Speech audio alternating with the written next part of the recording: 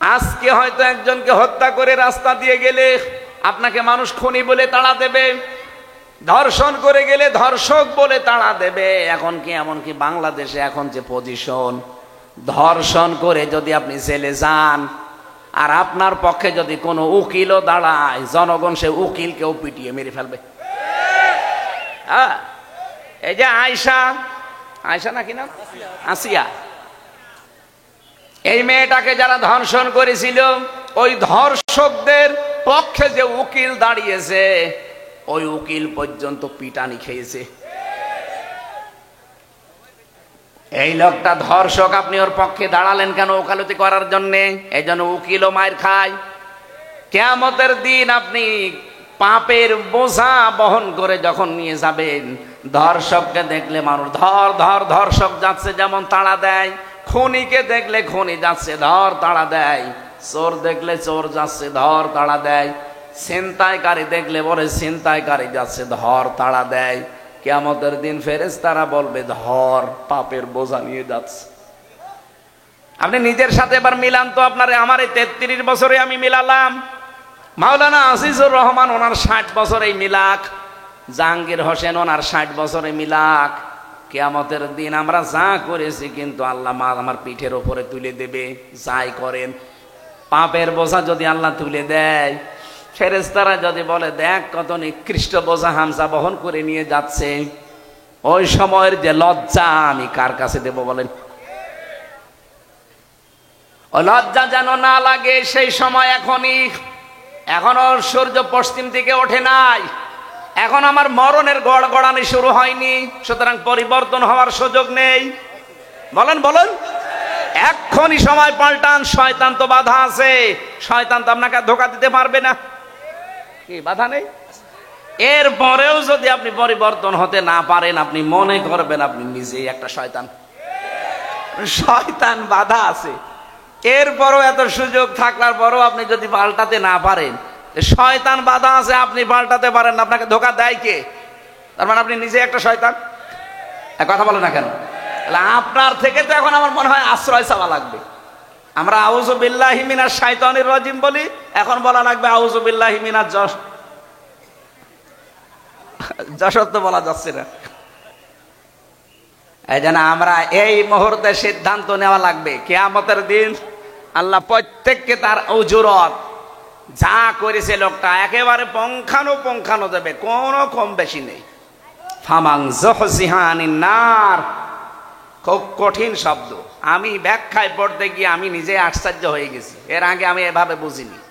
ফামান যুহজিহা, আল্লাহ রাব্বুল আলামিন বলেন যেই লোকটাকে বাঁচিয়ে দেওয়া হবে, যুহজিহা আনিন নার, জাহান্নামের আগুন থেকে বাঁচানো হয়েছে না বাঁচানো হবে? বলেন বলেন। তার মানে পরীক্ষা আমাদের সবার সামনে আছে। ফামান যুহজিহা আনিন নার, যে লোকটাকে জাহান্নামের আগুন থেকে বাঁচানো হবে, ওয়াউদখিলাল জান্নাতা ফাকাদ ফাজ, এবং যাকে জাহান্নামে প্রবেশ করানো হবে না করানো হয়েছে? করানো হবে। যেই লোকটাকে জাহান্নামের আগুন থেকে বাঁচানো হবে, জান্নাতে প্রবেশ করানো হবে, ফাকাদ ফাজ, সেই লোকটা সফল। তাহলে সফলতার মানদণ্ড এই দুনিয়া না, সফলতার মানদণ্ড হচ্ছে কিয়ামতের ময়দানে যাকে আল্লাহ জাহান্নাম থেকে মুক্ত করে জান্নাতি বলে ঘোষণা দিয়ে দেবে। দ্বিতীয় ব্যাখ্যা কি? এটা তো আখিরাতের ব্যাখ্যা গেল। দ্বিতীয় ব্যাখ্যা কি? আর একটা ব্যাখ্যা আছে ফি জিলালিল কোরআনে, মুফাসসির লিখেছেন দুনিয়ার জীবনে আল্লাহ যাকে জাহান্নামের কাজগুলো আস্তে আস্তে ছেড়ে দেওয়ার তৌফিক দেয় আর জান্নাতের কাজগুলো আস্তে আস্তে করার মতো সুযোগ দেয়, ফাকাদ ফাজ, সেই লোকটার জীবনও সফল। আপনি এবার ভাবেন, রমজানের আগে যেমন ছিলেন রমজানে অবশ্যই তেমন নেই, পাল্টিয়েছেন কিছু। বাকি 11 মাস যদি এভাবে পাল্টিয়ে পাল্টিয়ে আপনার জীবন শেষ করতে পারেন, আপনি মনে করবেন আপনার জীবনকে আমার আল্লাহ ফাকাদ ফাজ, সফলতার দ্বার প্রান্তে পৌঁছিয়ে দিচ্ছে। আর যদি মনে করেন না আগে 2টা বিড়ি খাতাম, এখন রোজার পরে 4টা করে খাচ্ছি, তাহলে মনে করবেন আমি জান্নাতের থেকে আস্তে আস্তে জাহান্নামের দিকে এগিয়ে যাচ্ছি।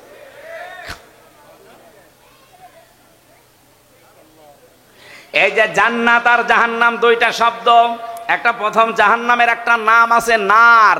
জাহান্নামের নাম কি? এই জাহান্নামের নার, আগুন, এটা পুরাটাই যেহেতু আমার আল্লাহ আগুন দিয়ে জ্বালিয়ে রেখেছেন, এই জাহান্নামে আল্লাহ দেবেন কাদের? এই জায়গায় একটা প্রশ্ন আছে।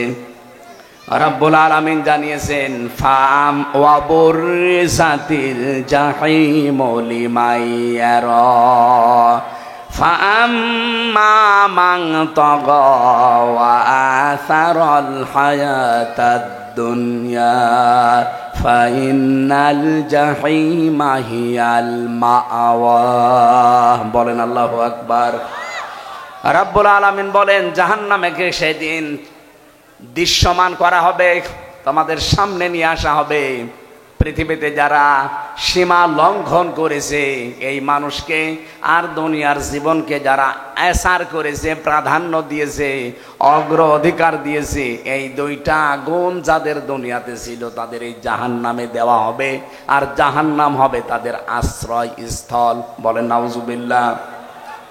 সূরা নাবার ভেতরে পেয়েছি ইন্না জাহান্নামা কানাত মিরসাদা লিত্তাগিনা মাআবা লাবিসিনা ফিহা আহকাবা। অবশ্যই জাহান্নাম একটা গোপন ফাঁদ, এটা একটা ঘাঁটি। এই ঘাঁটিতে আল্লাহ কাদেরকে দেবেন? লিত্তাগিনা মাআবা, পৃথিবীতে যারা সীমা লঙ্ঘন করেছে আর যারা অস্বীকার করেছে। নবীজি বললেন কুল্লু উম্মতি ইয়াদখুলুনাল জান্নাহ, আমার প্রতিটি উম্মত নারী হোক আর পুরুষ হোক প্রত্যেকে জান্নাতে যাবে। ইল্লা মান আবা, শুধু যারা আবা তাদেরকে জান্নাত আল্লাহ দেবেন না। সাহাবী বললেন হে রাসূল আবা কারা? কিলা ইয়া রাসূলুল্লাহ মান হুম মান হিয়া আবা। আবা কি জিনিস? নবীজি বললেন মানা তাআনি দাখালাল জান্নাহ ওয়া মান আসানি দাখালান নার ফাকাদ আবা। হাদিসের শেষ অংশের ব্যাখ্যা হচ্ছে এটা, এই পৃথিবীতে যেই লোকটা আল্লাহর রাসূলের আনুগত্য করে চলবে, এই লোকটা নবীজির সাথে জান্নাতে থাকবে। যারা আল্লাহর রাসূলের আনুগত্য করে চলে না, তার নিয়ম নীতি দেখে চলে না, এই মানুষগুলো ওই আবা। আর আবা যারা, অস্বীকারী যারা, এই মানুষগুলো জাহান্নামী। বলেন নাউজুবিল্লাহ। আমাদের শিক্ষা এখান থেকে আমরা আবার আবা হয়ে যাচ্ছে না তো। কুল্লু উম্মতি ইয়াদখুলুনাল জান্নাহ, নবীজির প্রতিটি উম্মতি জান্নাতে যাবে, শুধু আবা ছাড়া। আর জাহান্নামে যাওয়ার যে গুণগুলো শুনলাম তার ভেতরে অন্যতম একটা গুণ, তারা আবা হবে। আবা মানে অস্বীকারী। কি অস্বীকার করে? সত্যকে সত্য জানার পরেও যারা অস্বীকার করে, এই মানুষগুলো হচ্ছে নবীজির ভাষায় আবা। আর জাহান্নামের বর্ণনা দিতে গিয়ে আমার আল্লাহ এটাই জানিয়েছেন লিত্তাগিনা মাআবা। পৃথিবীতে যেই মানুষগুলো সীমা লঙ্ঘন করেছে আল্লাহর, দুনিয়াতে যারা অস্বীকার করেছে আল্লাহর বিধানকে, লাবিসিনা ফিহা আহকাবা, চিরস্থায়ী ভাবে এই মানুষগুলো জাহান্নামের এই ঘাটির ভেতরে পৌঁছতে থাকবে। ও যশোরবাসী, জাহান্নামে যাওয়ার এখানে আমরা দুইটা গুণ কিন্তু পেয়েছি অলরেডি। নারী হোক আর পুরুষ হোক, আমরা তো যা দেখতে পাই অধিকাংশ আমরা এই দুই গুণের ভেতরে আছি। এক নম্বরে আমরা সীমা লঙ্ঘন করছি খুব বেশি। এই রমজানুল মোবারক অনেকের সীমা লঙ্ঘন থামেনি। প্রতিটি জিনিসের একটা বর্ডার আছে।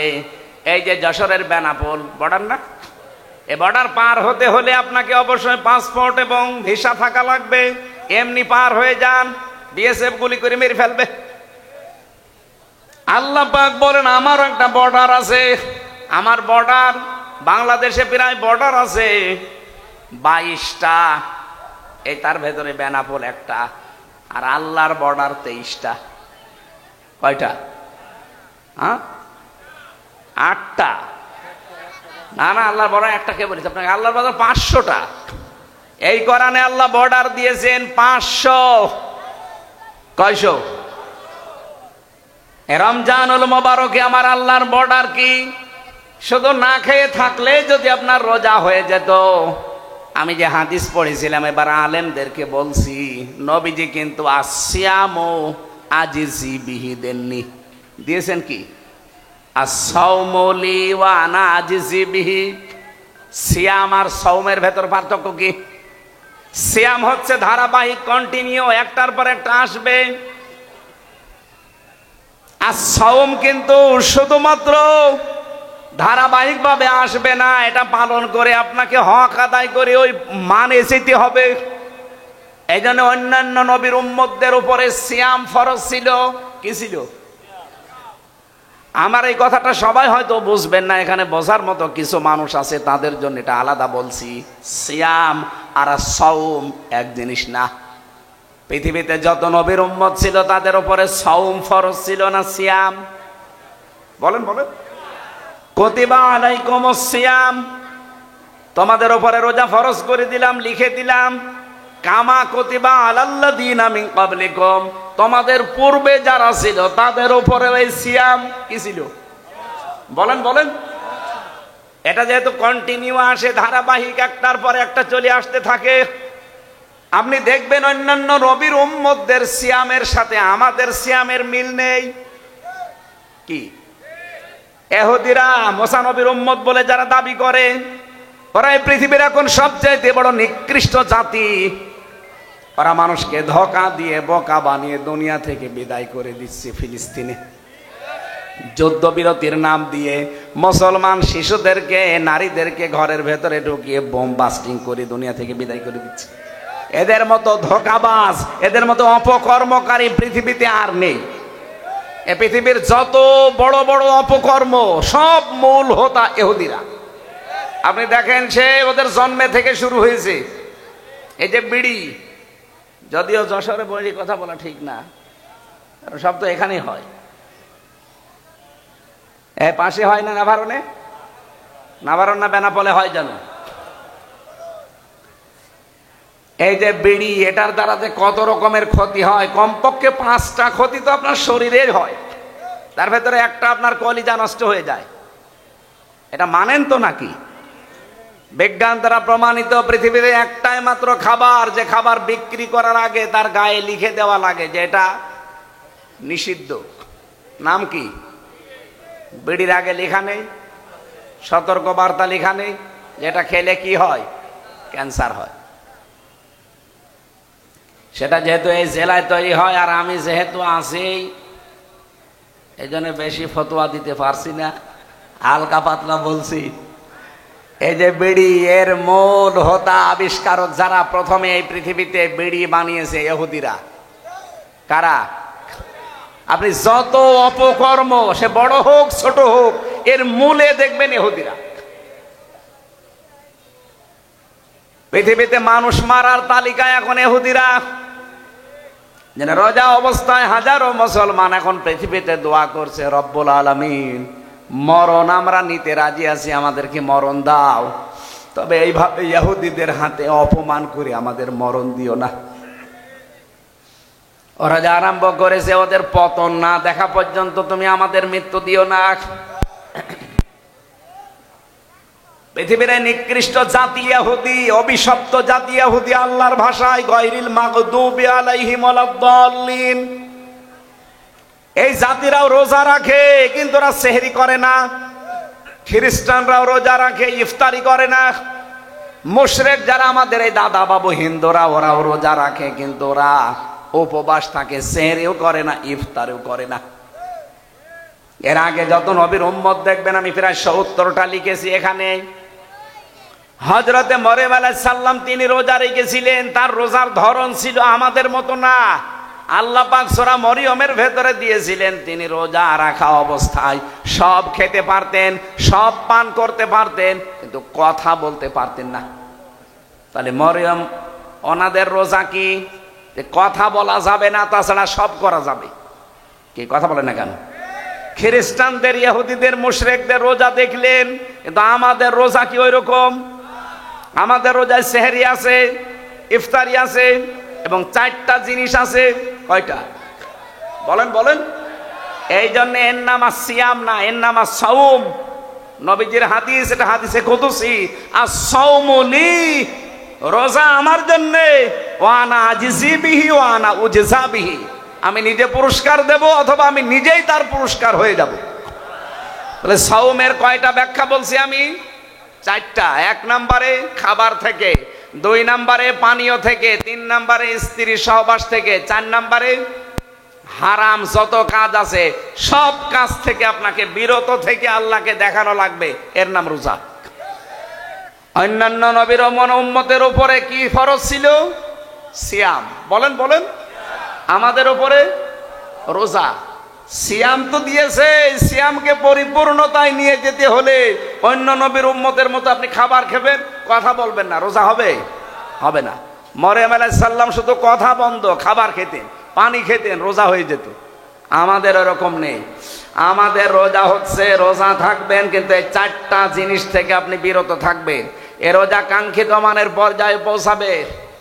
আল্লাহ রাব্বুল আলামিন জাহান্নামের যে আগুন আছে এখান থেকে বাঁচিয়ে রায়আন নামক একটা দরজা দিয়ে এমন জান্নাতে প্রবেশ করাবে, যেখানে প্রবেশ করা হয়ে গেলে আল্লাহ তালাবদ্ধ করে দেবে, অন্য কাউকে আর ঢুকতে দেবে না। সুতরাং রায়আন নামে এই দরজাটা আমরা, প্রশ্ন পরে দিন,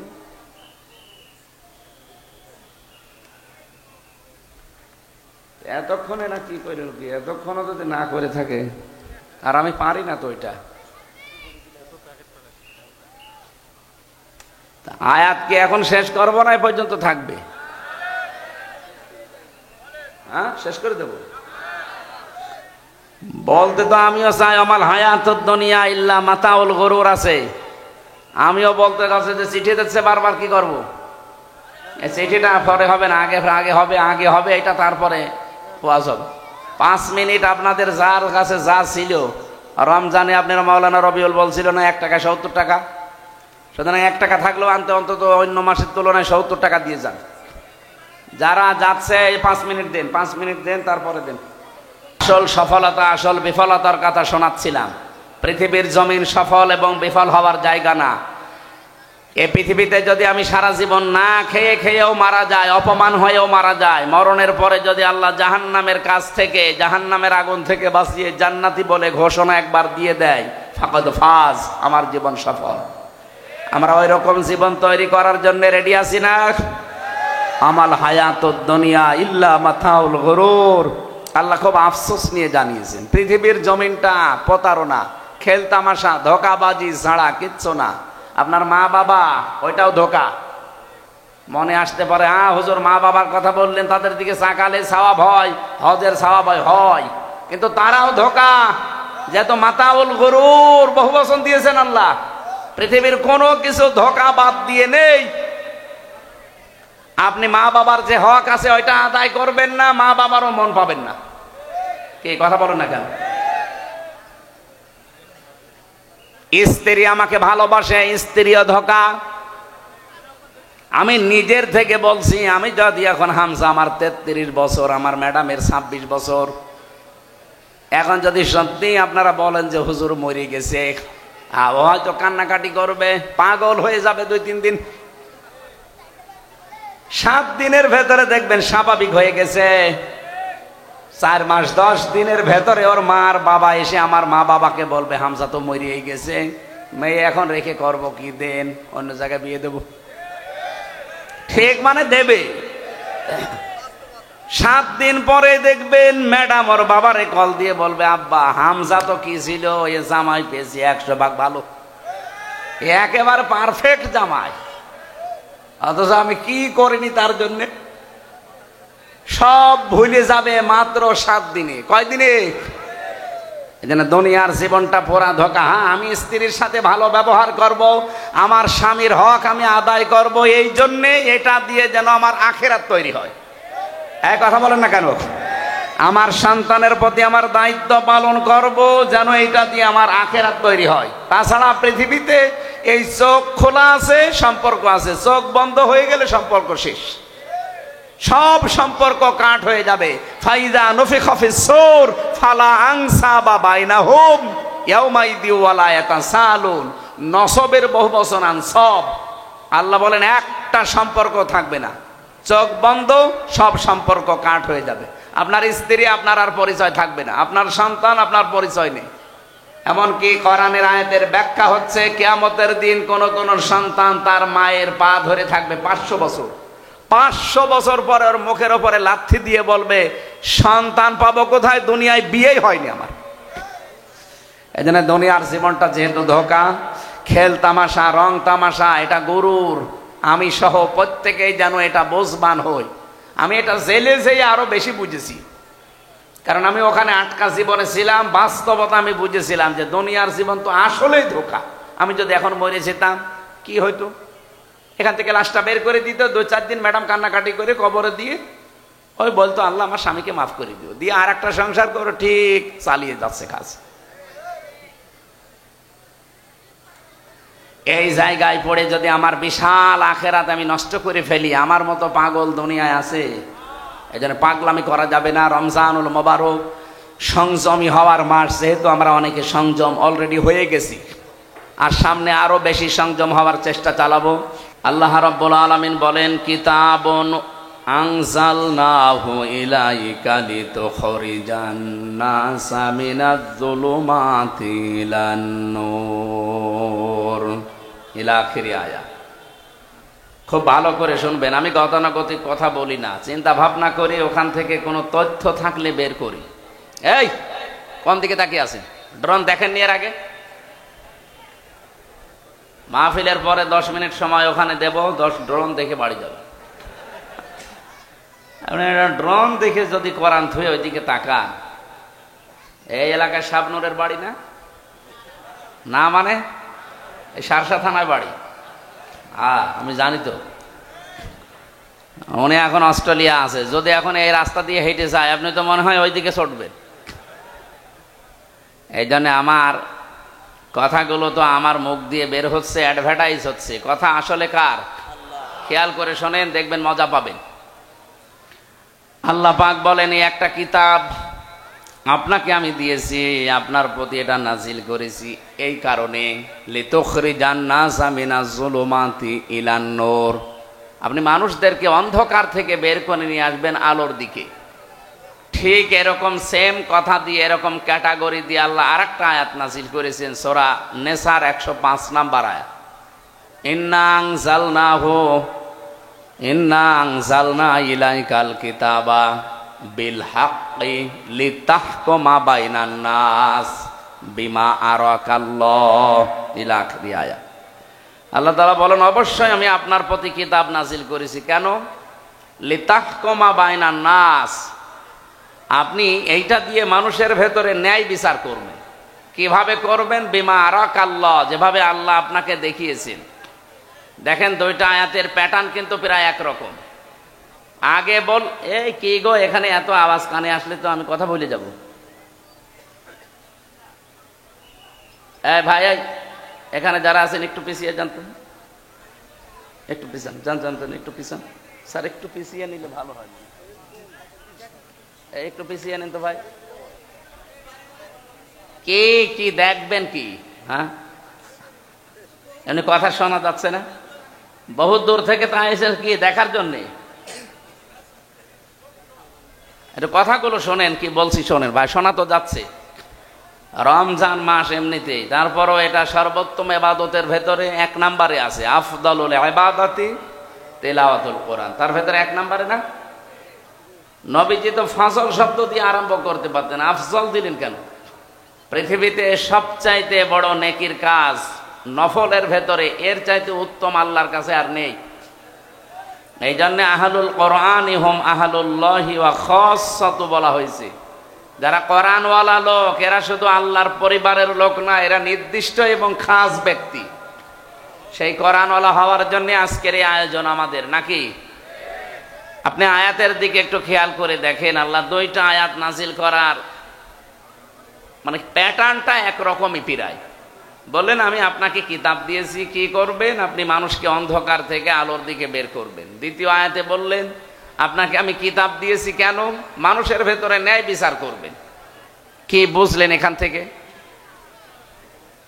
কোরআনে কারিম দিয়ে আমরা যারা এই যে এতক্ষণ 3-4 জন মিলে আমরা ডাকলাম আপনাদেরকে, অন্ধকারের পথ বিভিন্ন রকমের আছে, এই অন্ধকার থেকে আলোর পথ ইসলামের দিকে আহ্বান জানালাম। হ্যাঁ, এটা আহ্বান জানানো সম্ভব কোরআন দিয়ে এবং সহজ সরল। তামাম দুনিয়ায় অবস্থা হয়তো একরকম না, কিন্তু এটা এই এদিকে আসেন, এদিকে আসেন, এদিকে আসেন, আসেন, এদিকে আসেন।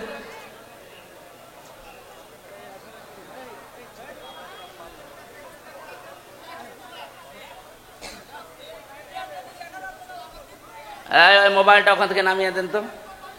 কে এখানে দায়িত্ব আছে কে?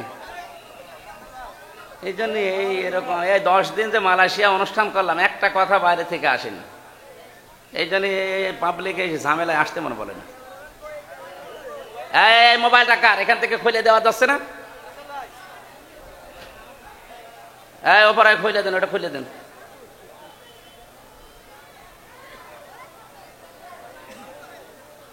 যান, এখান থেকে বসেন।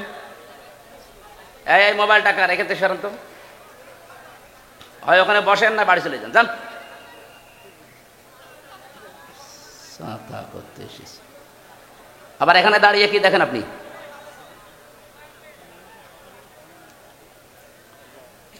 আপনাদের গুরুত্বপূর্ণ কথা থাকলে বলেন, 1 মিনিট সময় দিলাম, বলেন যা ভাল লাগে বলেন। হয়েছে? কথা হয়েছে? আমি বললে কথা বলা যাবে না, আমার তো কথা আসা লাগবে। আপনারা বললে আমি ভুলে যাব।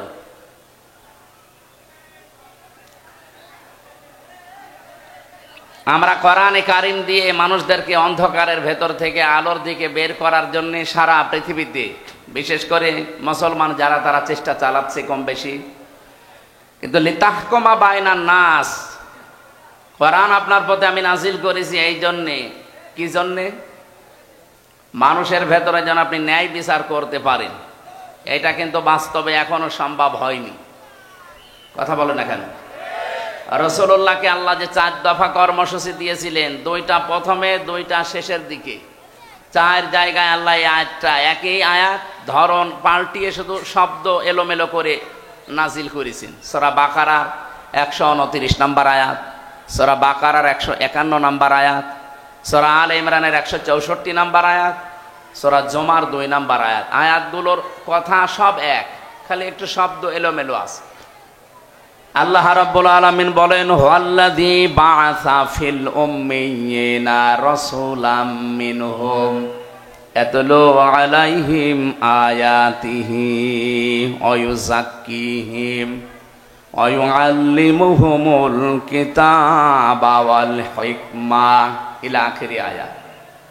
তিনি সে আল্লাহ যিনি তোমাদের কাছে উম্মীদের মধ্যে, নিরক্ষর মানুষদের মধ্যে একজন রাসূল পাঠিয়েছেন। কি করতেন তিনি? ইয়াতলু আলাইহিম আয়াতিহি, তোমাদের কাছে তিনি আল্লাহর আয়াতগুলো তেলাওয়াত করে শোনাতেন। আয়ুযাক্কিহিম, তিনি তোমাদেরকে পবিত্র করতেন। আল্লিমুহুমুল কিতাব, তিনি তোমাদেরকে কিতাবের শিক্ষা দিতেন। আল হিকমা, তিনি তোমাদেরকে হিকমত শেখাতেন। কথাগুলোর দিকে খেয়াল করে দেখবেন, যারা আলেম আছেন তাদেরকে বলছি। প্রথম নবীজিকে বললেন ইয়াতলু আলাইহিম আয়াতিহি, আল্লাহর আয়াত বলতে কি বলেন তো? কোরআন। আরো জোরে বলেন। আল্লিমুহুমুল কিতাব, কিতাব বলতে কি? একই কথা 2 জায়গায় দিলেন কেন? তাফসীর মাহফিলে আলেমরা আসবে এই কারণে, আর যারা সাধারণ মানুষ তারা আসবে এই কারণে, এটা যেন শুনে আপনারা সওয়াব পেয়ে বাড়ি চলে যান। আর ওনাদের জন্য এইটা না, ওনাদের জন্য চিন্তা ভাবনার খোরাকি আছে এখানে। আফালা ইয়াতাদাব্বারুন আল কোরআন, কি হয়েছে তোমাদের? কোরআন নিয়ে কেন চিন্তা ভাবনা করো না? আমরা আয়াতুল্লাহ বলতে আল্লাহর কিতাব বুঝি, কিতাবুল্লাহ বলতেও আল্লাহর কিতাব বুঝি। রাসূল আসবে, উনি আল্লাহর আয়াত তেলাওয়াত করে শোনাবে, তিনি পবিত্র করবে আমাদেরকে, এরপরে আবার বলেন তোমাদেরকে কিতাবের শিক্ষা দেবে। কি এটা? কি প্রথমে যে 2টা কাজ তিনি ইয়াতলু আলাইহিম আয়াতিহি, আল্লাহর আয়াত তেলাওয়াত করে মুহাম্মদুর রাসূলুল্লাহ শুনিয়েছিলেন। আয়ুযাক্কিহিম, এটা দিয়ে তিনি পবিত্রও করেছিলেন, হয়তো ব্যক্তি, পরিবার, এ পর্যন্তই। এরপরে আরো 2টা শব্দ আছে, আইয়ুআল্লিমুহুমুল কিতাবা ওয়াল হিকমা, এই দুইটা করতে গেলে অবশ্যই আপনাকে কিতাবের শিক্ষা হিকমতের সাথে এটা বাস্তবায়ন করা লাগবে। ওই জামানায় আরবদেরকে নিরক্ষর বলা হয়, উম্মি বলা হতো। ওরা যতদিন পর্যন্ত কোরআনে কারিম তেলাওয়াত করেছে, নিজেদের ভেতরে সংশোধনী চালিয়েছে, এ পর্যন্ত কোনো সমস্যা দেখা দেয়নি। কিন্তু যখনই আয়াতের এই পরের দুইটা শব্দ আইয়ুআল্লিমুহুমুল কিতাব, তিনি তাদেরকে কিতাবের শিক্ষা দিয়েছেন, মানে কিতাবের এটা বাস্তবায়ন করে দেখিয়েছেন। আল হিকমা শব্দের ব্যাখ্যা পড়লে আপনি এটা ক্লিয়ার পেয়ে যাবেন ফি জিলালিল কোরআনের ভেতরে। হিকমা শব্দটা হাকামা থেকে এসেছে।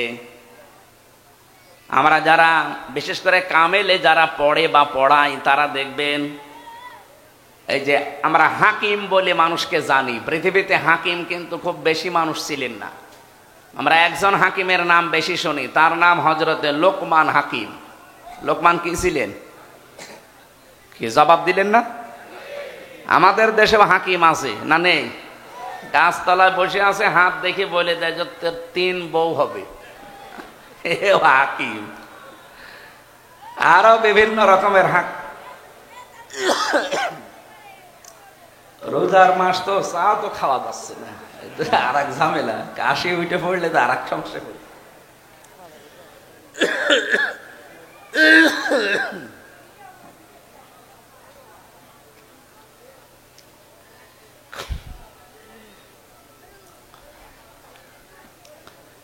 এক নম্বরে আমরা জানি উলামা, 2 নম্বরে জানি ফুকাহা, 3 নম্বরে জানি হুকামা। এই যে শব্দগুলোর ব্যাখ্যা আছে না? আলেম বলা হয় তাদেরকে যাদের কাছে জ্ঞান আছে, আলো আছে। আর জ্ঞানের সর্বোচ্চ উৎস কোনটা বলেন তো? আরো জোরে বলেন। এই কিতাবের জ্ঞান যাদের আছে, কিতাবের আলো যাদের কাছে আছে, তারা আরবি ভাষায় কি? আলেম। আরো জোরে বলেন। ফুকাহা, ফকি থেকে, এর বহুবচন ফুকাহা। এটা কাদেরকে বলা হয়? এই পৃথিবীতে যেই মানুষগুলো কোরআনের গভীরে ঢুকে কিছু নিয়ে আসতে পারে, এদেরকে ফকি বলা হয়। 3 নম্বরে হুকামা, হাকিম। এটা কারা? কোরআনে কারিমের শুধু জ্ঞান না, শুধু এর ভেতরে ঢুকে তথ্যগুলো নিয়ে আসবে তা না, এখান থেকে এমন কিছু তথ্য পৃথিবীর মানুষকে জানাবে যা এর আগে অনেকেই জানাতে পারে না। হযরত লোকমান হাকিম, ওনার মতো কালো চেহারার মানুষ এ পৃথিবীতে আর 2 জন ছিল বলে আমরা পেয়েছি। একজন হযরতে মাহজা রাদিয়াল্লাহু তাআলা আনহা, আর একজন হযরতে বেলাল রাদিয়াল্লাহু তাআলা আনহু। এই 2 জন মানুষ ছিল হযরতে লোকমান হাকিমের মতো এরকম কালো চেহারা আর এরকম ঠোঁট ঝোলা। এদের চেহারার যা বর্ণনা বলছি, হাড়ির তলা দেখেছেন না, তার চাইতেও কালো ছিল। এত কালো মানুষ, কিন্তু ভেতরের অবস্থা ছিল একেবারে ধবধবে সাদা ফর্সা।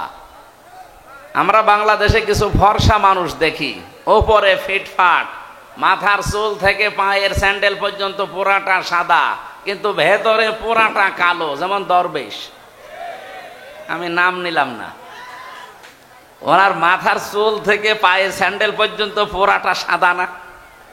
কোন জায়গায় কোনো কালো পেয়েছেন আপনি? পুরা সাদা, কিন্তু ভেতরে এত কালো ছিল। 36,000 কোটি টাকা আল্লাহ রাস্তায় পাঠিয়ে দিয়েছে। আমি মালয়েশিয়া যে, সিঙ্গাপুরে যে দেখি হোটেলের নিচে বসে আছে কয়েকজন। কি এখানে? হুজুর আমরা আগেই পালিয়েছি।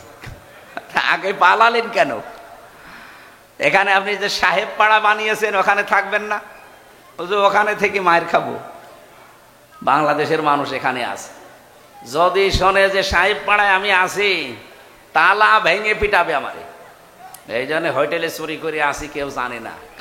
আপনি যেন আবার বাইরে যে বলি দিয়েন না। পাগলকে যদি বলা হয় যে শাক নাড়াবি না, ও আরো বেশি নাড়াবে না। ও আমার আরো মনে করে দিল।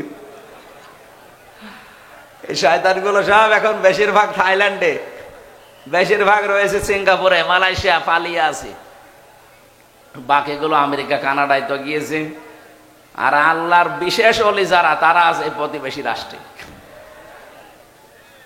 আমি বলছিলাম হজরতে বেলাল, হজরতে মাহজা, লোকমান হাকিম রহমতুল্লাহ আলাইহে, এই মানুষগুলো উপরে ছিল কালো, ভেতরে ছিল পুরা ধবধবে সাদা। আমাদের অন্তর ঠিক ওই রকম করা দরকার না?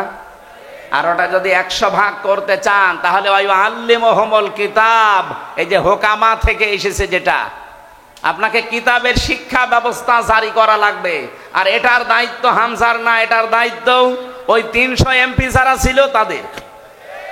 তারা যদি একবার বলে, মাননীয় স্পিকার, আমরা কোরআনে কারিমের শিক্ষা ব্যবস্থা চাই, উনি যদি বলে হাত তোলেন, আজিজুর রহমানের মতো যদি 151 জন বলে হ্যাঁ হাত তুলেছি, ওই দিনই পাশ হয়ে যাবে, কিতাবের শিক্ষা ব্যবস্থা বাংলাদেশে জারি হয়ে যাবে। 5 বছরের ভেতরে দেখবেন দেশের চেহারা পাল্টিয়ে গেছে।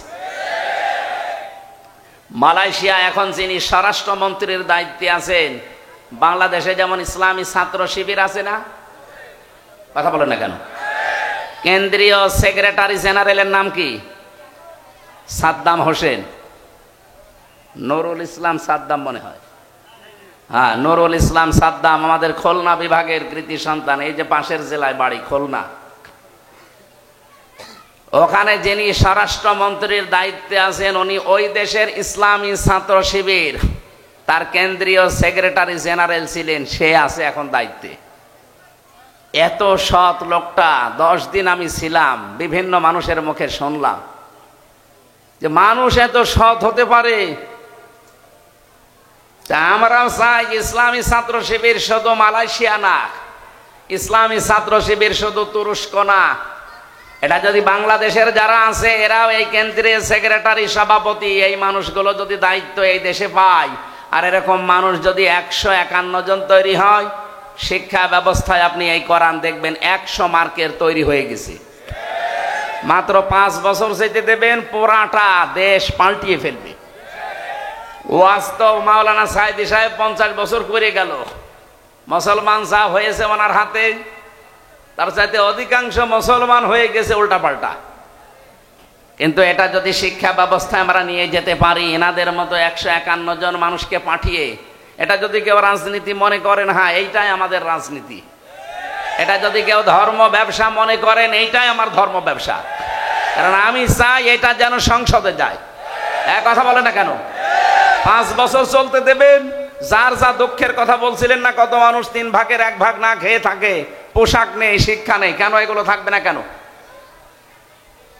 মাত্র 18 বছরে, 2004 সাল থেকে আজকে 25, কয় বছর?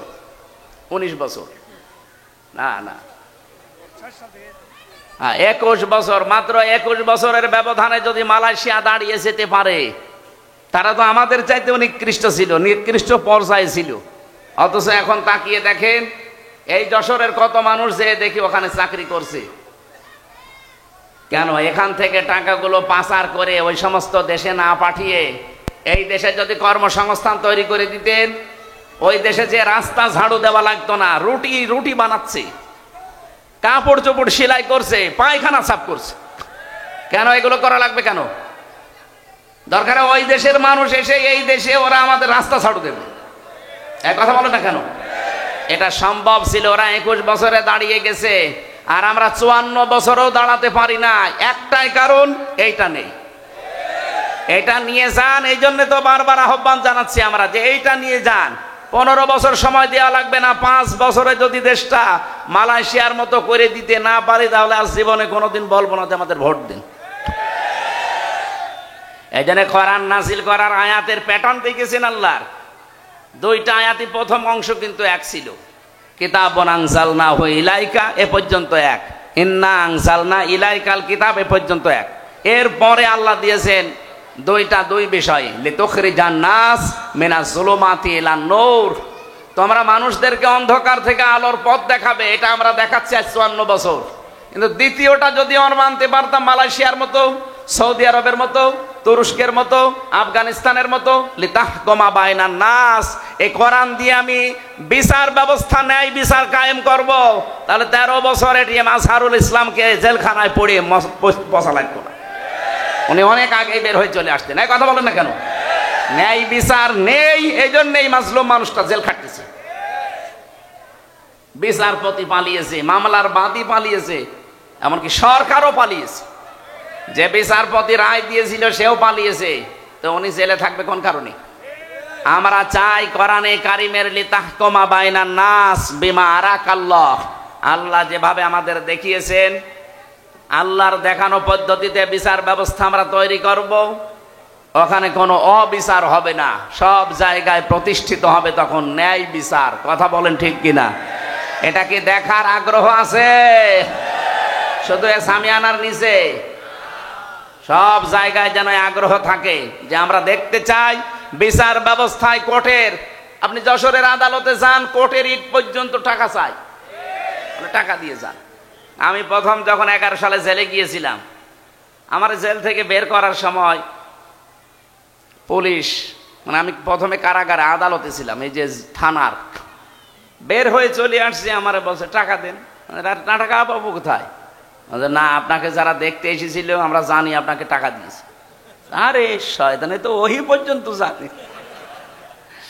পরে আর কি, ওই সময় 11 সালে 10 টাকা দিলাম, তাও খুশি। এমন কোন দিক বিভাগ আছে বাংলাদেশে যেখানে এরকম টাকা চাই না? কথা বলে না কেন? প্রত্যেকটা একটা ফাইল এখান থেকে উপরে উঠতে চায় না টাকা ছাড়া। এই দৃশ্য আর সামনে আমরা দেখতে চাই না। এই জন্যই তো এত কিছু করা লাগছে।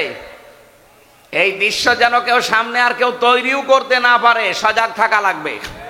নাই তো এই 2732 জন মানুষ জীবন দিয়ে গেল, 34,000 মানুষ এখনো পর্যন্ত হাসপাতালে কাতরাচ্ছে। তাদের সাথে বেঈমানি করা হবে না? আপনি আবু সাহেলের সামনে কি, আবু সাইদের সামনে কি জবাব দেবেন? মুগ্ধর সামনে কি জবাব দেবেন? যদি আবার চাঁদাবাজি শুরু হয়, আবার যদি হাট দখল ঘাট দখল শুরু হয়, তো কি জবাব দেবেন আপনি? জবাব যেন দিতে পারেন, সেই জন্য আমরা এমন পরিবেশ তৈরি করতে চাই আগামীতে কিয়ামত পর্যন্ত দেশে যেন কেউ হাট দখল ঘাট দখল করতে না পারে। কত মানুষ নীরবে কাঁদতেছে যে আমি 600 টাকা উপায় করে 300 টাকা চাঁদা দেওয়া লাগে। একটা কথা হইল? এই দৃশ্য বাংলাদেশ আর দেখতে চাই? তাহলে কি করা লাগবে? শুধু মানুষকে কোরআন দিয়ে ডেকে আলোর দিকে নিয়ে আসবো না। আমরা এই কিতাবের শিক্ষা, এই কিতাবের বিচার, এই কিতাবের অর্থনীতি সবগুলো প্রতিষ্ঠিত করে এই জমিনে দেখাতে চাই বিমা আরাকাল্লাহ, আল্লাহ যেভাবে আমাদেরকে দেখিয়েছেন। ওয়ালা তাকুল্লিল খায়িনিনা খসিমা, হে নবী আপনি খিয়ানতকারী যারা তাদের পক্ষ নিয়ে বিতর্ক করবেন না। আজ বাংলাদেশে প্রমাণ হয়ে গেছে এই 54 বছরে কারা জাতির সাথে নিজেদের সাথে খিয়ানত করেছে। এই কথা বলেন না কেন? যারা খিয়ানত করেছে আমরা তাদেরকে চিনি না? এই খেয়ানতকারীদের পক্ষ নিয়ে তারা ঝগড়া করেন আমাদের সাথে। আপনার বিবেক আছে? এই জন্য আমরা চাচ্ছি আল্লাহ যেভাবে আমাদের দেখিয়েছেন এটা আমরা বিচার ব্যবস্থায় ন্যায় বিচার কায়েম করার জন্য নিয়ে যাব। গরু ছাগলের ভেতরে, কার ভেতরে? বাইনান নাস, মানুষের ভেতরে। আল্লাহ আমাদেরকে যেন কোরআনের দ্বারা এটার তৌফিক দান করেন, বলেন আমিন। তাহলে নবীজি 4টা কাজ করেছিলেন। প্রথম নাম্বার, তিনি কোরআন তেলাওয়াত করে মানুষকে শোনাতেন, মানুষদেরকে পবিত্র করতেন, তার নফস, তার পরিবার, তার সমাজ, এভাবে তিনি চেষ্টা চালিয়েছিলেন। কিন্তু আল্লিমুহুমুল কিতাব, এটা যতদিন পর্যন্ত তিনি কায়েম করতে না পেরেছেন ততদিন সুদ বন্ধ হয়নি, ঘুষ বন্ধ হয়নি, সাদাবাজি ওই জামানায় ছিল ওইটাও বন্ধ হয়নি। কথা বলেন ঠিক কিনা? এখানে আমাদের উচিত হবে, যারা আজ বলেন আমরা নবীওয়ালা কাজ করি না, আপনার নবীওয়ালা কাজ হচ্ছে না। এদিকে তাকান, নবী কি জন্ম থেকেই নবী বলে কেউ বলতো যে আপনি নবী? কয় বছরে বলেন বলেন? 40 বছরে তখন যিনি নবী হলেন, কি পেয়ে নবী হয়েছিলেন? এই কোরআনে কারিম পাওয়ার পরে যিনি নবী হলেন, নবী হওয়ার পরে তো এই কাজগুলো আল্লাহ তাকে দিলেন। ওয়াল্লাযী বা'সা ফিল উম্মিয়িনা, তিনি সে আল্লাহ যিনি উম্মিদের ভেতরে পাঠিয়েছেন, নবী পাঠিয়েছেন, রাসূল পাঠিয়েছেন। ইয়াতলু আলাইহিম আয়াতিহি, তার প্রথম কাজ ছিল তিনি তেলাওয়াত করে করে মানুষদেরকে শোনাতেন। আজ বাংলাদেশে কেউ যদি বলে যে আমি নবীওয়ালা কাজ করি, অবশ্যই আপনাকে আল্লাহর কোরআন তেলাওয়াত করে শোনানোর ব্যবস্থা করা লাগবে। আপনার দ্বারা হয় এটা? আপনি কোরআন পড়তে পারেন যে তেলাওয়াত করে শোনাবেন? এই মাদ্রাসা যারা প্রতিষ্ঠিত করেছিল তাদের কয়েকটা উদ্দেশ্য আছে, তার ভেতরে এইটাও মনে হয় আছে যে মানুষ এই এলাকায় যারা বসবাস করে তারা আল্লাহর কোরআন পড়বে, শিখবে, নাকি অন্য উদ্দেশ্য আছে? অয়ুযাক্কিহিম, তিনি তাদেরকে পবিত্র করেছিলেন। কোন পর্যায়ে পৌঁছিয়েছে তাদের পবিত্রতা? আমরা যদি আজ কোরআনে কারিম দিয়ে ব্যক্তি, পরিবার, সমাজ, রাষ্ট্রকে পর্যন্ত পবিত্র করতে পারতাম। এই যে যাকিয়ুন থেকে শব্দটা এসেছে, খলিফাতুল মুসলিমিন হযরতে ওমর রাদিয়াল্লাহু তাআলা আনহু, তিনি রাতের বেলায় বসে হিসাব করছিলেন। লম্প ধরিয়ে যে আলো, জয়তুনের তেল সীসার উপরে দিয়ে তিনি আগুন লাগিয়ে হিসাব করছিলেন। হঠাৎ করে ওই দেশের প্রধান বিচারপতি হযরতে আলী রাদিয়াল্লাহু তাআলা আনহু এশার নামাজ পড়ে তিনি আসলেন। ডাক দিলেন হযরত ওমর, প্রধান বিচারপতি আলী, কিসের জন্য এসেছেন? রাষ্ট্রের কোনো কথা আমাকে বলার জন্যে, না ব্যক্তিগত পারিবারিক কোনো কথা বলার জন্যে?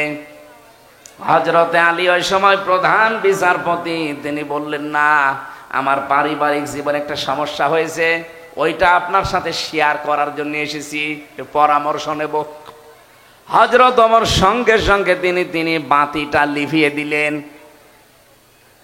হযরতে আলীর কিন্তু মন খারাপ হয়ে গেছে, কি আমি একটা দেশের প্রধান বিচারপতি এসেছি রাষ্ট্রপ্রধানের কাছে, উনি আমারে দেখে আরো আলোকসজ্জা করবে কি, আরো আলো লিভিয়ে দিলেন।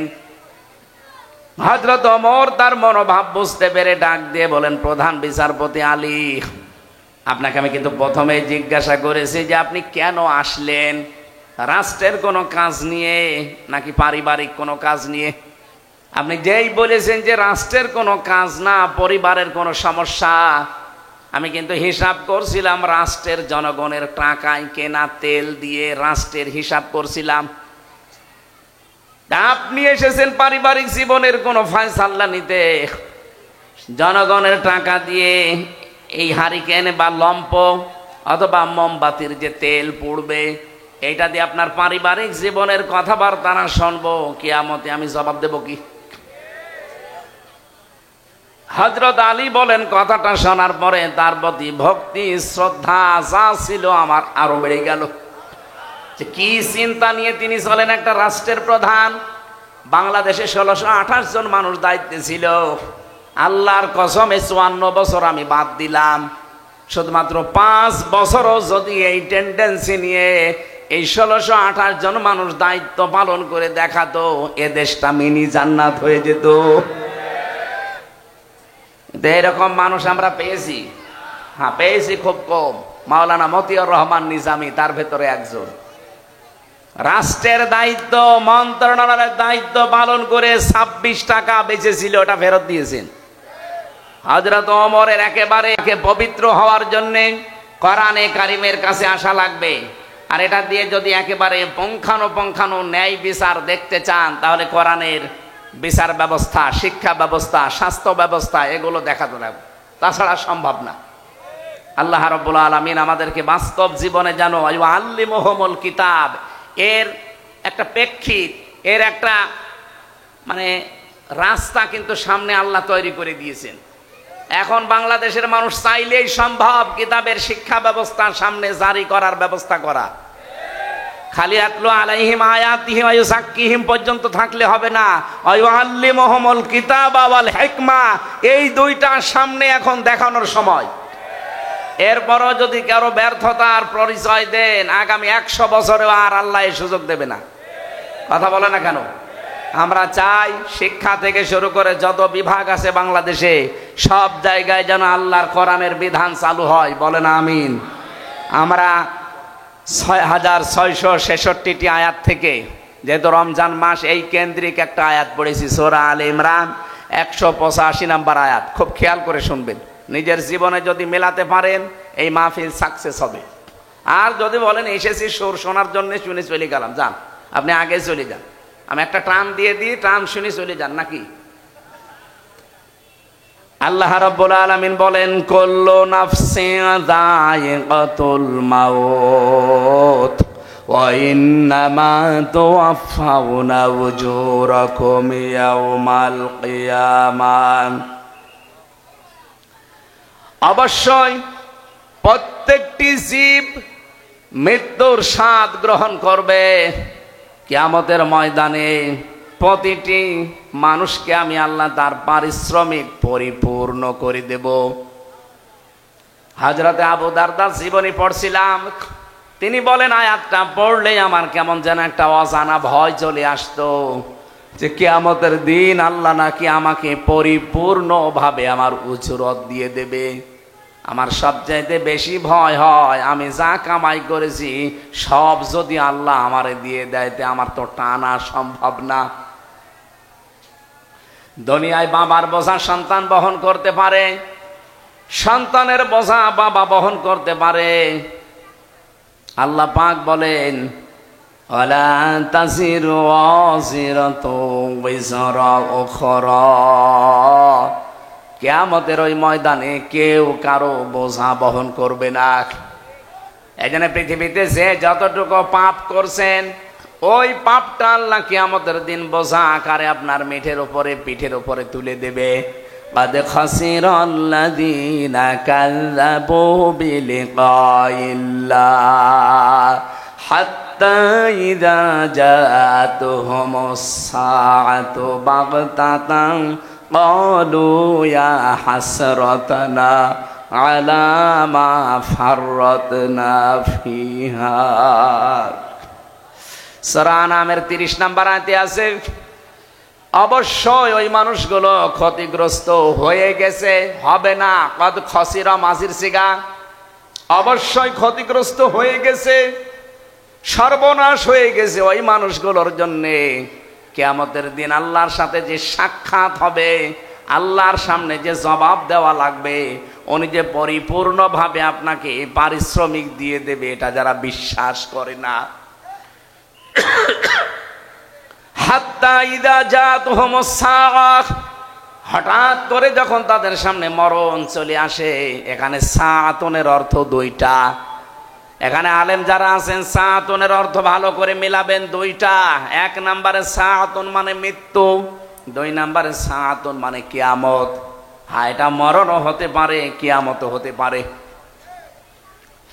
মরণের পরে বা কিয়ামতের পরে ময়দানে মাহশারে এই মানুষগুলোর সামনে যখন আমল নামাটা আল্লাহ সামনে তুলে ধরবর, পাপের বোঝাটা, হঠাৎ ওই মানুষগুলো আল্লাহকে বলবে ক্বালু ইয়া হাসরাতানা, আফসোস আলা মা ফাররাতনা ফিহা, পূর্বে যা পাঠিয়ে রেখেছিলাম ওইটার দিকে তাকাবে আর আফসোস করবে আমি কেন পাঠালাম এইটা। এতটুকু আল্লাহ যদি শেষ করে দিতেন আমি আয়াতটাই পড়তাম না। এর পরের শব্দটা আমাদের জন্য অহুম ইয়াহমিলুনা আওসারহুম আলা যুহুরিহিম আলা সামা ইয়াজিরুন। রব্বুল আলামিন বলেন অ মানে এবং হম মানে তারা, ইয়াহমিলুন এটা হামালা, ইয়াহমিলু মানে বহন করা। এটা মজারে বর্তমান ভবিষ্যৎ প্রেজেন্ট ফিউচার। ঝাড়ের বহু বচন আউসার, জোহর মানে পিঠ, হোম মানে তাদের। আল্লাহ বলেন কিয়ামতের ওই কঠিন ময়দানে যখন তার পিঠের ওপরে তার পাপের বোঝা সমূহ চাপিয়ে দেব। এদিকে খেয়াল করেন, আল্লাহ কিন্তু ঝাড় দেননি, আউসার দিয়েছেন। প্রশ্ন আসতে পারে আমি এখন 33 বছর বয়সের মালিক। কত? আমার এই 33 বছর বয়সে আমি যত অপরাধ করেছি, একটা বান্ডিল বেঁধে বোঝা আকারে আমার পেটের ওপরে তুলে দিলে এটা ঝাড় হয় 1 বছর। দাও ঝাড় দিলেন কেন?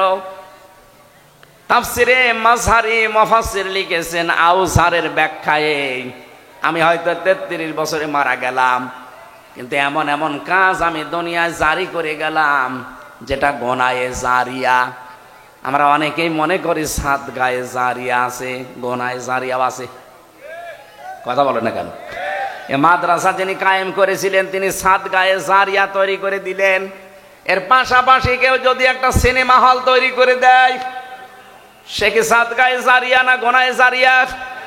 বলেন বলেন।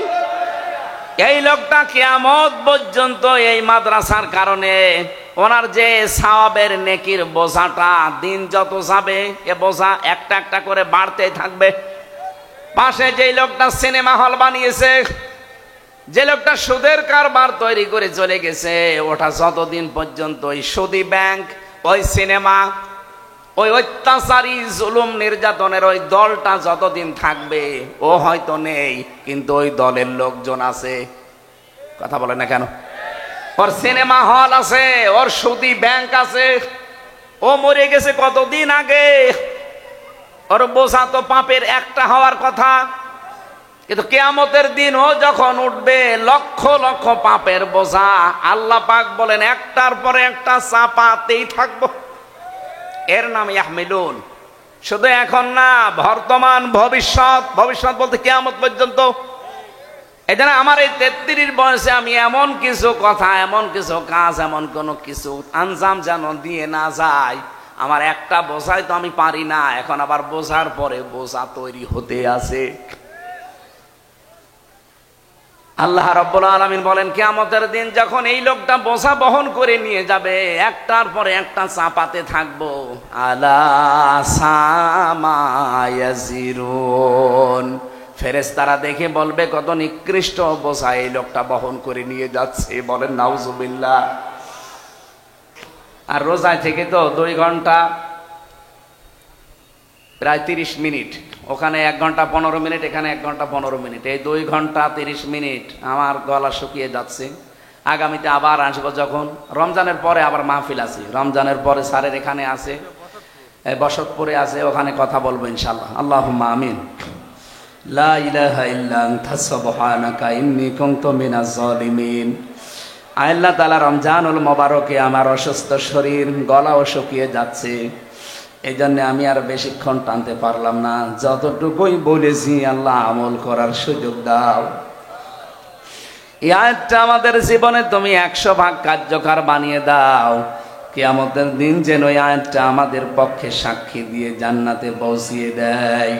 ফামান যুহজিহা আনিন নার ওয়া উদখিলাল জান্নাতা ফাকাদ ফাজ।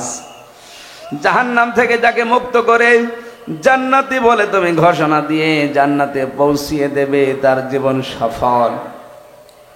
দুনিয়ায় যারা আস্তে আস্তে পাপের কাজগুলো ছেড়ে দিয়ে দিয়ে ভালো ভালো কাজে যারা এগিয়ে যেতে পারবে, তাদের জীবন সফল। আয়াতের এই 2টা ব্যাখ্যাই তুমি আমাদের জন্য কার্যকর করে দাও। সম্মানিত মা বোনেরা যারা পর্দা আড়ালে বসে আছে, এদেরকে তুমি খাদিজার মতো, আয়েশার মতো বানিয়ে দাও। কত মানুষ অসুস্থ, আল্লাহ তুমি শেফায়ে কামেলা আজেলা নসিব করে দাও। যে পরিবারে শান্তি নেই, মেয়েদেরকে তুমি শান্তি দান করো। যারা অসুস্থ, অনেকে এমনও রোগ আছে মানুষের কাছে বলাও যায় না, আল্লাহ আমাদের রোগগুলো তুমি শেফা দিয়ে দাও। সন্তানাদি যাদের দিয়েছো আল্লাহ মানুষের মতো মানুষ বানাও। দুনিয়ার জীবনের সফর শেষ করলে তারা যেন দোয়া করে, রব্বির হামহুমা কামা রব্বায়ানি সাগীরা। মাহফিলের সম্মানিত সভাপতি, প্রধান অতিথি, বিশেষ অতিথি, যত মানুষ এখানে এসেছে সবাইকে তোমার কাছে দিয়ে গেলাম, ওমরের মতো বানিয়ে দাও। এই গগা এলাকায় মাটির নিচে যত মানুষ ঘুমিয়ে আছে, কোরআনের ইজ্জতে মাফ করে দাও।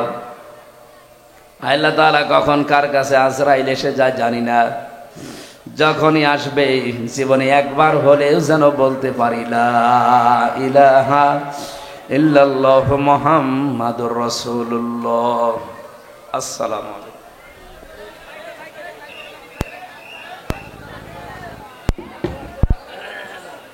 আপনারা কেউ মঞ্চের সামনে আসবেন না, আপনাদের কাছে অনুরোধ রইল আমাদের সাথে সেবকদের দায়িত্ব পালন করার জন্য অনুরোধ করছি। কেউ যেন কোরআনিয়া কওমি মাদ্রাসার 25তম তাফসীরুল কোরআন মাহফিলের স্বনামধন্য সভাপতি,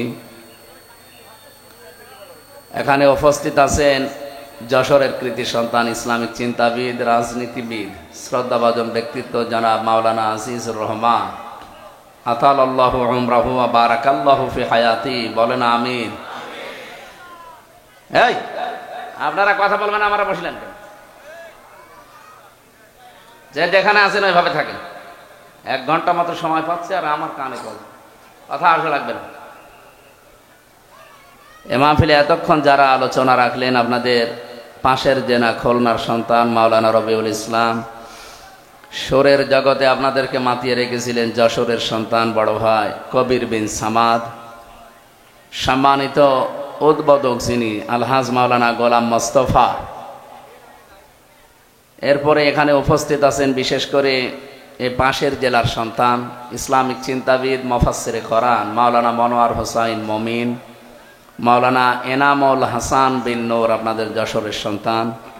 আমন্ত্রিত অতিথি যারা, বিশেষ করে জনাব আবু হাসান জহির, সভাপতি শার্শা উপজেলা বাংলাদেশ জাতীয়তাবাদী দল, সাবেক এমপি জনাব মফিকুল হাসান তৃপ্তি এবং সাবেক দপ্তর সম্পাদক কেন্দ্রীয় কমিটি বাংলাদেশ জাতীয়তাবাদী দল। আরো অনেক মানুষের নাম দিয়েছেন আপনারা। এমনিতেই রমজান মাস, ওদিকে 11টা থেকে 12:30 পর্যন্ত এক জায়গায় কথা বললাম, এরপরে আবার এখানে যদি 1 ঘন্টা 1.5 ঘন্টা বলা লাগবে। আমি তো রোজায় আছি, আমার কণ্ঠ যদি একবার পানি পিপাসা লেগে যায়, এই জন্য বেশি চিল্লাপাল্লাও করা যাচ্ছে না। যতটুকু পারি খুব নিজেকে সেভ করে আস্তে আস্তে কথাগুলো বোঝানোর চেষ্টা চালাবো ইনশাল্লাহ। উপস্থিত হয়েছেন আপনাদের এই মাহফিলে যশোরের মুক্তিযোদ্ধা ডিগ্রি কলেজের সম্মানিত অধ্যাপক জনাব জাহাঙ্গীর হোসেন, মঞ্চে বসা ওলামা ইকরাম, সামনে বসা মুসলমান ভাইরা, পর্দার আড়ালের সম্মানিতা মা এবং বোনেরা, প্রশাসনের ভাইরা, প্রাণপ্রিয় যশোরবাসী, আল্লাহর দরবারে শুকরিয়া জানাচ্ছি যিনি কোরআন শোনার জন্য আমাদেরকে নিয়ে এসেছেন। বলেন আলহামদুলিল্লাহ।